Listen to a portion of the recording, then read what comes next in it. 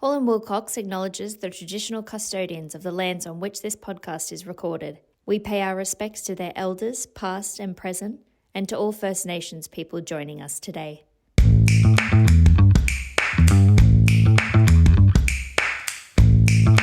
Hello and welcome to the latest episode in our Risk Ready podcast. My name is Scott Butler and I'm a partner at Hall & Wilcox specialising in restructuring and insolvency. I'm delighted to be your host for this episode.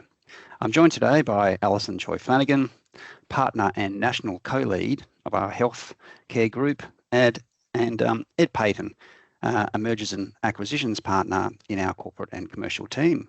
Welcome, Alison and Ed. Thanks, Scott. Thanks, Scott. In today's episode, we're going to discuss the aged care sector and some of the challenges and issues facing it. We'll be talking about the regulatory landscape and upcoming changes and the financial viability of aged care providers and such topics. We'll also discuss selling and buying aged care businesses. There's been a lot going on in the aged care sector, and so there's plenty to discuss. Alison, maybe a good place to start would be for you to give the audience just a general overview of the aged care market at the moment. Thanks, Scott. So there's so much going on in the aged care market at the moment. The Commonwealth Government has released the bill for the new Aged Care Act, which will commence on the 1st of July 2025. There's a lot of regulatory change involved in that in terms of governance, and also there are proposed changes to the funding of aged care, both residential aged care and home care. So some of the changes that they're proposing includes more consumer contributions to their aged care services, and also a number of changes in relation to statutory duties and duties of care, statutory duties of approved providers and also responsible persons of approved providers. The increasing regulatory landscape means that there has been more consolidation in the sector that we've seen. So we expect that there will be more consolidation and mergers and acquisition activity. Right. Sort of thinking about the financial health, I guess, of the aged care sector and operators in the sector. One of the interesting things about the funding model in aged care is the use of either RADs or DAPs, and I'll get you to explain what they are. But can you just sort of explain the different ways then that aged care residents fund their entry into aged care, because it's clearly very relevant to the financial model of businesses in the aged care sector? Sure, Scott. So when people, so there's two different parts of the aged care sector. There's residential aged care and there's home care. So the RADs and the DAPs apply to residential aged care. So under the legislation, a resident, when they're entering into residential aged care, has the ability to make a choice. And that choice is either to pay a refundable accommodation deposit, which means paying a sum of money up front from which accommodation services are deducted, and when they exit, they get the balance of the RADs. And the DAPs, which is the daily accommodation payments, which means that instead of paying a lot of money up front, they pay a daily fee, or a fee which is calculated on a daily basis. And the third option is the combination of the two. So they can choose either RADs or DAPs, or a combination of RADs and DAPs.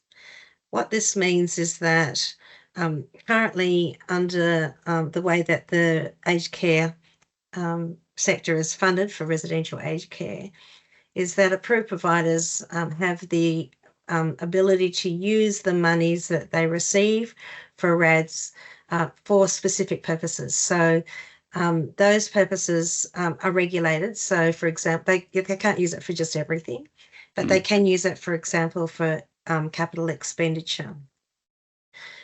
So what happens is that with the regulatory changes, the government is announced that they will be phasing out RADs in the longer term, but not in the shorter term. And that will have a significant change to the way that residential aged care providers fund and have their business models. When residents pay RADs, quite often they will pay a lower fee because the approved provider has access to those funds over time. One of the changes with the draft bill is that they, from 1 July 2025, they're going to require a retention by approved providers of 2% of the RADs. Now, currently what happens is that approved providers are subject to prudential and solvency requirements. And so at the moment, they have to keep 12 months, what they estimate to be 12 months of exiting residents in liquidity. So instead of that, what they'll have to do is keep 2% of the RADs as a retention requirement.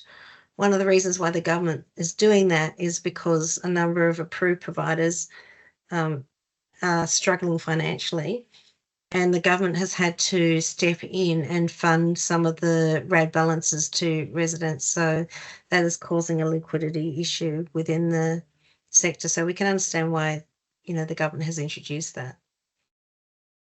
Yeah. So just going back, you just touched on that a number of the operators in the sector are facing financial challenges, and the government's had to step in. So just sort of expanding on that, what are the reasons that you see at the moment which lead to these financial challenges, if any?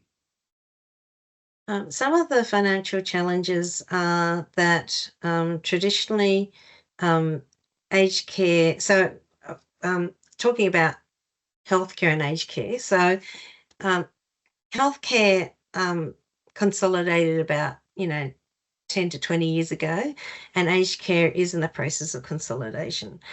So historically, a number of residential aged care facilities might be standalone facilities in rural or remote areas, and the board would be well-meaning community members. There are differences between different facilities. So some facilities might have a board who are extremely experienced, who have business acumen, so experience in finance, experience in legal, experience in operational clinical, and other boards might just be well-connected, well-meaning local community members that don't have those skills. So the issue is that with the higher regulation, there is the obligation really nowadays to have a multi-skilled board. And so some of those rural remote and some of even the suburban ones, the privately owned ones, might not have the skills that are required with the higher regulatory requirements going forward. So they are struggling in that regard. Another issue, the main issue for residential aged care providers, is workforce. So we have a shortage of workforce in Australia. Some of the previous regulatory amendments to the Aged Care Act requires minimum hours of 24/7 nursing, and also minimum minutes of direct care for residents. So that has increased the cost of providing residential aged care, and also has put a demand on a limited. If you look at Australia's nursing population, a lot of them are quite, they're not young, because the young ones sort of tend to leave the industry just because it's a really difficult job, particularly in aged care. So the rising cost of staffing and the rising cost and requirements for the regulatory requirements has caused the sector to enter into this period of consolidation. And so, taking that consolidation at a line of thinking and expanding on that a bit more, clearly one of the things that we do at Hall & Wilcox is act for providers in the sector who are looking to consolidate, whether that be on the sell side or the buy side, and we'll get to that discussion shortly. But if you're the operator of a aged care facility and you are struggling financially and you're looking to potentially a suitor to consolidate, there's obviously a time gap between being able to find an appropriate transaction. And one of the things that we find, and certainly that I'm involved in a fair bit, is assisting directors during that period to make sure that they don't fall foul of any of the laws in respect of trading companies whilst they're insolvent. And so one of the things available to the directors and that we often participate in is what's called the safe harbour against insolvent trading.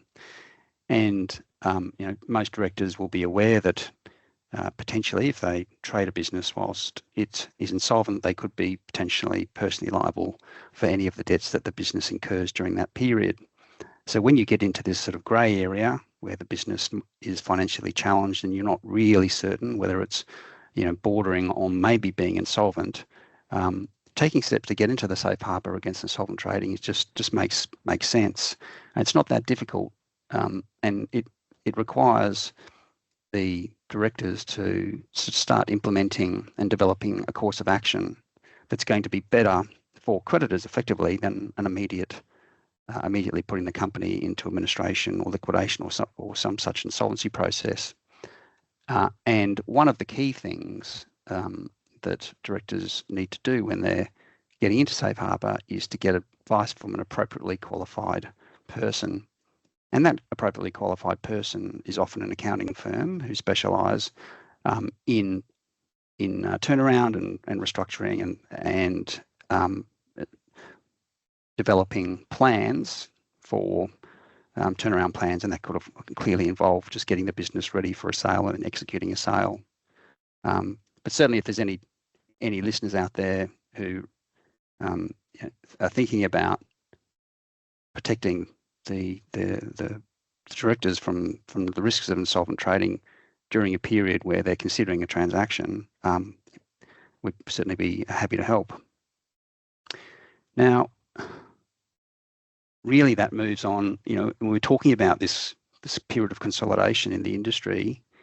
And I think you probably answered this question, Alison, that there is obviously a reasonable amount of M&A in the aged care sector at the moment because of this. And so who either Ed or Alison, who are the buyers at the moment in the sector then?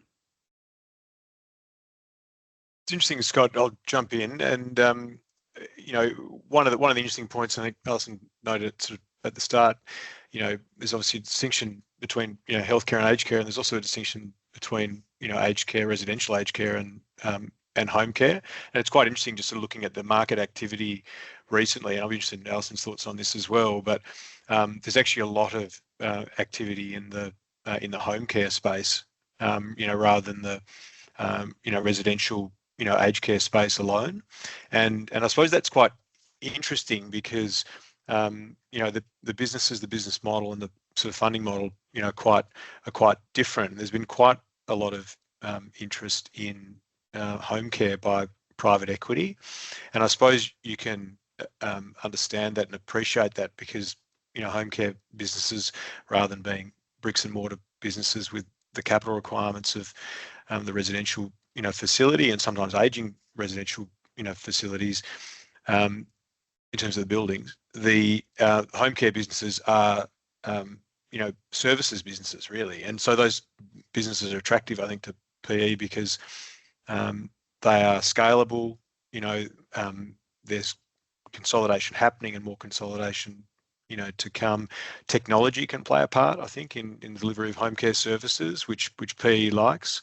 And so we are seeing a lot of activity in that space in Australia, and I think it's probably really important for home care businesses that are attractive targets, that maybe they are less profitable, maybe they could benefit from being part of a larger group. Consider how they sort of present themselves and ready themselves sort of for sale, and recognise that if they were looking for, rather than a trade buyer, for a PE buyer, maybe they want to consider looking at some vendor due diligence, so they can make it really easy, for PE firms to look at them quickly. PE firms don't have the resources to look at lots and lots of opportunities at their own cost, and doing full DD. So they're just some thoughts. Yep. No, good points. And Ed, what if so just sort of generally on in relation to selling and buying aged care businesses, are there some specific issues that we see? Well, I mean, I think in terms of the discussion earlier, I think when you're talking about RADs and DAPs, that's really interesting, and in terms of beds and places, Alison, that's different. So there are certain things in terms of residential aged care which are different because they are different from a regulatory perspective, but obviously all the normal sort of M&A considerations that we deal with on a daily basis apply as well. Do you want to add to that, Alison? Yeah, so when we've acted for over 70 approved providers, so we act for a large part of the sector. And at any given time, over 25 years, I've always had an M&A deal going. So we've got lots of experience in that area. With residential aged care, we're seeing that there's a lot of trade M&A. So quite often we act for the larger approved providers that are acquiring a smaller one, or we might be acting for a smaller one that's being acquired. So we do both buy and sell side. With the RADs and the DAPs, the contracts have to be customised to be regulatory compliant. So one of the odd things that happens with aged care residential, what I try to explain is that the regulatory requirement for the transfer of the place is a little bit different, because once you start, usually with an M&A deal, you have a CP for regulatory approval, but it doesn't work that way with the Aged Care Act. So once you start the process, it will continue unless you stop it, rather than getting in a period of approval. So there's just some trips and traps in terms of drafting the documentation for residential aged care, and also under the Aged Care Act, the buyer of the facility automatically takes on the RAD liability. So they have to make sure that there's an adjustment. If you don't do that, you're going to be taking on those RAD, because it's an automatic statutory transfer. So they're going to be taking on, which can be like $22 million to $30 to $50 million. So we're talking pretty significant figures. So, if you've got a lawyer that doesn't really understand that, you could actually be quite significantly out of money. And the way that we also structure it, we do it a different way as well. With home care, it's really interesting because the way that we structure it also, you need to really know the legislation to comply with the requirements. So, for example, with home care, you need to have the consent of the client to transfer the contract. So the value is just in the contract. So obviously the way that you structure it is to maximise the position of, if you're acting for the purchaser, maximise their position that they can continue with the business going forward. And there's different mechanisms we do in relation to that. So, we're seeing a lot of activity. The documents really do need to comply with the regulatory requirements. And who are the buyers? Well, as Ed said, we've seen private equity, but we've also seen trade.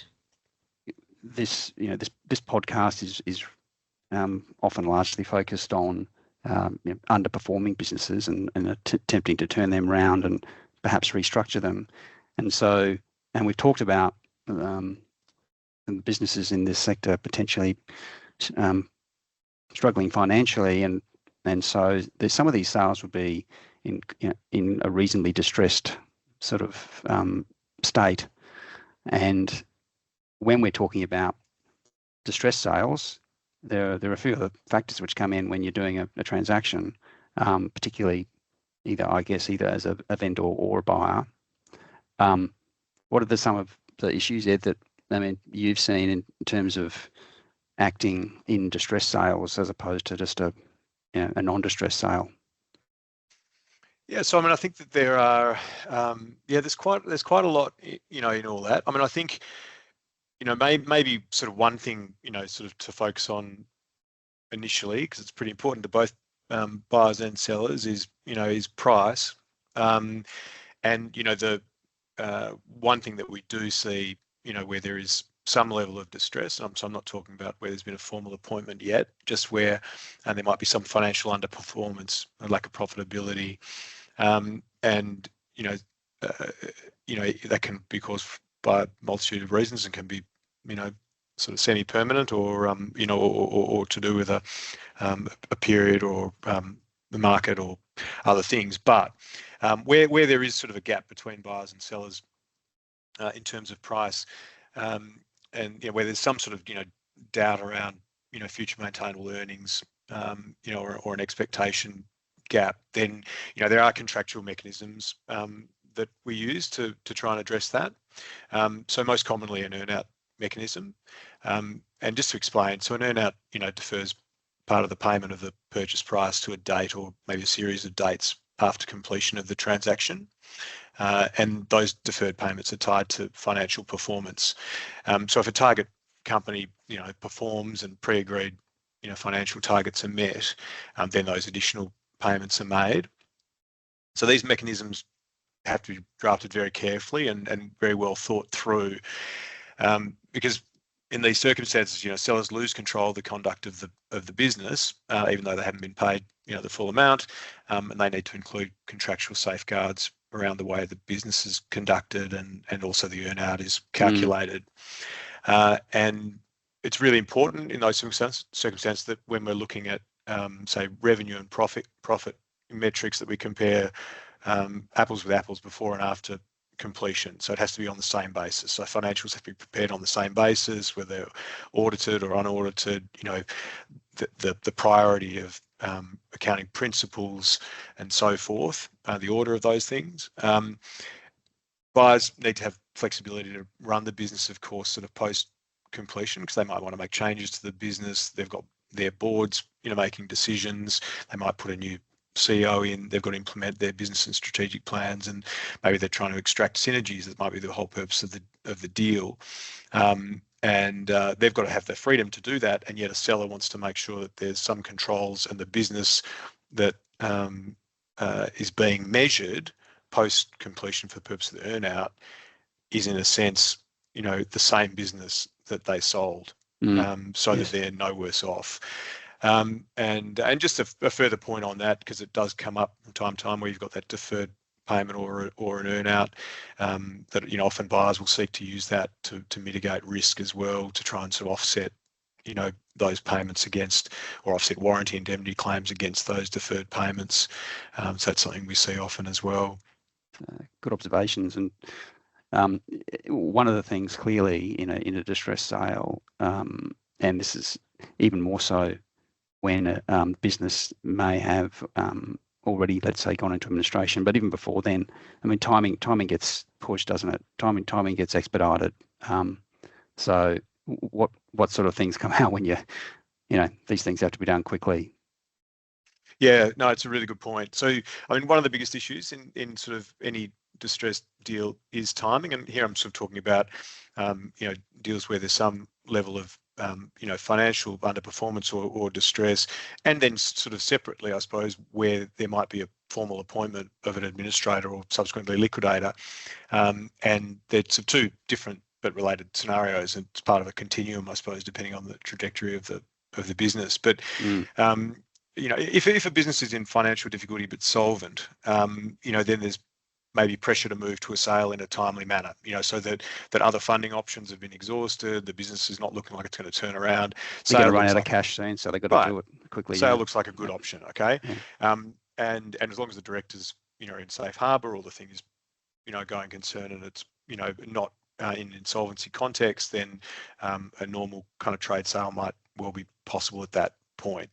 So those sort of, scenarios, you might see a pretty normal sort of timetable with full, due diligence, and but there might be a bit of concern in the background. It's like, well, we've got to get this deal done. It doesn't really matter what we get the best price in the conditions. We don't really have a plan B. Buyers may not be aware of that. There may be one or there may be multiple buyers, but ultimately a deal, is likely to get done. Then there's sort of a separate but related scenario where, say, a company's gone further down the track and an administrator's been appointed, for example. And those deals look very different, because at that point the business situation is more acute. It's loss making. The administrator's worried about the risk to them of the losses that are sort of being incurred. Employees are still being paid, and there's concern in the market. So customers are uncertain, suppliers want to get paid. There's reputational damage, and it's important to move quickly. And also, administrators have statutory time periods that they need to adhere to. Even if there may be extensions available, they still need to work within a statutory framework. So that also drives deals as well. And so there's a need, obviously, to get the best result for creditors, but it's within a constrained period, and that's that's quite fixed. So that will mean that the deal is driven hard by the administrator, that it will change quickly, that negotiations will be robust and quick. The buyers have to be ready, they have to know their market, they have to know the target, they have to be well funded and have that funding available to them so they can move quickly. And an administrator chooses them as a preferred sort of party to take quickly through a process. They won't have a lot of chance to do due diligence. They won't get warranties and indemnities in the way that they would in a normal kind of trade sale, and they basically have to price the risk, and the assets are just sort of sold on an as is where is basis. Yeah, I mean, I'm obviously involved in a fair few administrations, and with the help of people like you, Ed, in terms of consummating the transaction, we see that all the time, where there's no reps and warranties, whereas as is type sales, complete exclusion of any liability whatsoever by the administrators or receiver or liquidator or whoever it is, and buyers just have to be aware that that's what they're signing up for, and price, as you say, price the risk accordingly. Yeah. And interesting, that sort of leads into the topic of the appointment of administrators and or maybe a receiver to a aged care business by a financier. There's these businesses are just, because of the regulatory framework, they're just different to other businesses, and there's a lot more risk for an administrator or receiver. I mean, administrators and receivers, they come in and they're personally liable for any debts that they incur when they trade the business, but they don't have, I mean, normally if you go into your administrator or a receiver on day one, you go into a business and you work out, is there enough cash to run the business? Am I going to run out of cash? Where am I going to get this cash from to do it? Because I'm not going to put my hand in my own pocket. And if there isn't enough cash or it's loss making, you just close the doors, you just shut it, and or you just you downsize the workforce, or you just close up the one of your operations. But you can't do that in aged care. You can't just say one day all you staff are gone and sorry residents. You don't have those options, so it's quite a different ball game for them. And so I think the planning and the understanding of the cash flow requirements by a potential administrator and or receiver are going to be very, very critical. And the other thing that you can't do, which you would ordinarily potentially be able to do in an administration, is you could enter into a deed of company arrangement normally, and you can just compromise away most of the debt, or basically all of the debt. But here you can't compromise away the RADs, because they follow even upon a sale, and the occupants themselves, they have rights, and so the buyers are going to take on all those obligations. They're going to take on the rights of occupancy and also the liability for the RAD. So just the usual structure that you would be able to use to restructure the debt of a business in an administration, either via a sale or via a deed of company arrangement, are just not available. So it's really quite a different ball game. And then, lastly on that topic, the administrators and or receiver, when they get appointed, they will, there's a raft of statutory obligations upon people who run aged care facilities. I understand there's going to be, new personal liability for responsible persons under the revised legislation, which is coming in next year, in the middle of next year, and so it's a very tricky thing and quite a risky thing, I think, for administrators and or receivers to take on these type of appointments. But they do, and that's because there are certainly some good firms around who understand these businesses, have taken these appointments before, and they're firms that we have good relationships with. Alison, just sort of wrapping it up, I guess, is there any sort of final thoughts?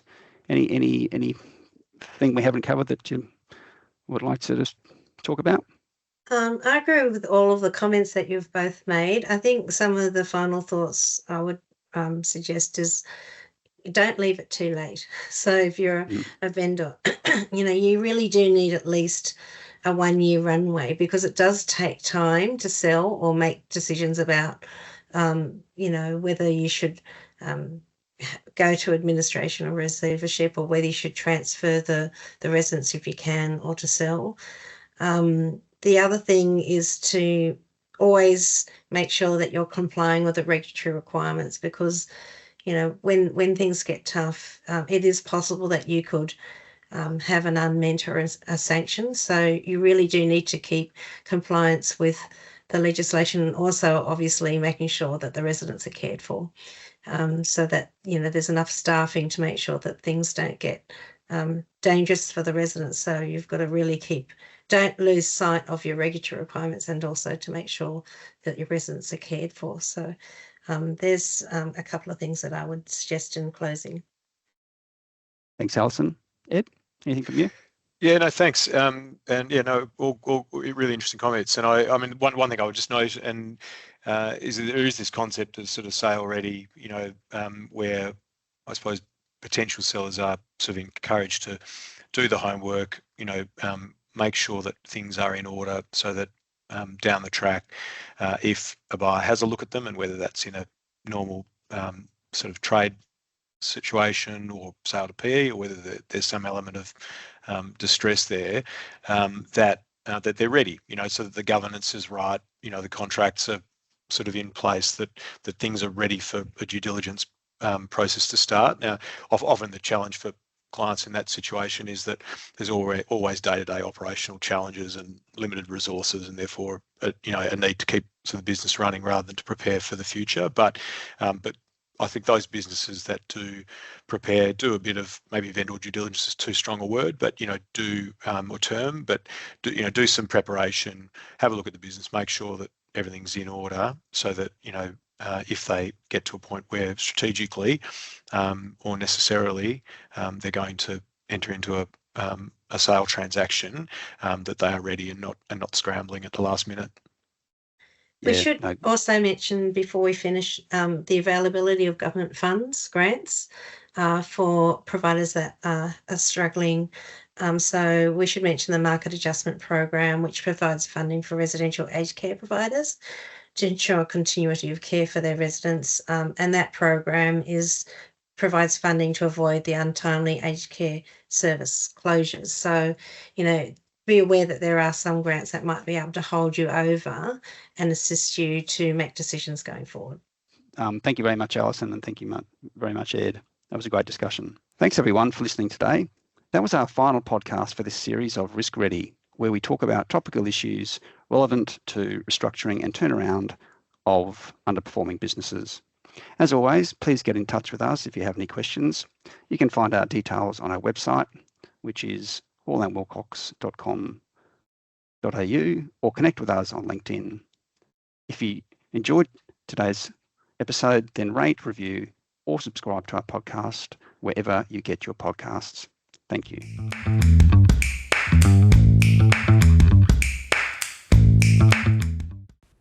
This podcast is not legal advice and should not be relied upon as such. You should always obtain legal advice about your specific circumstances.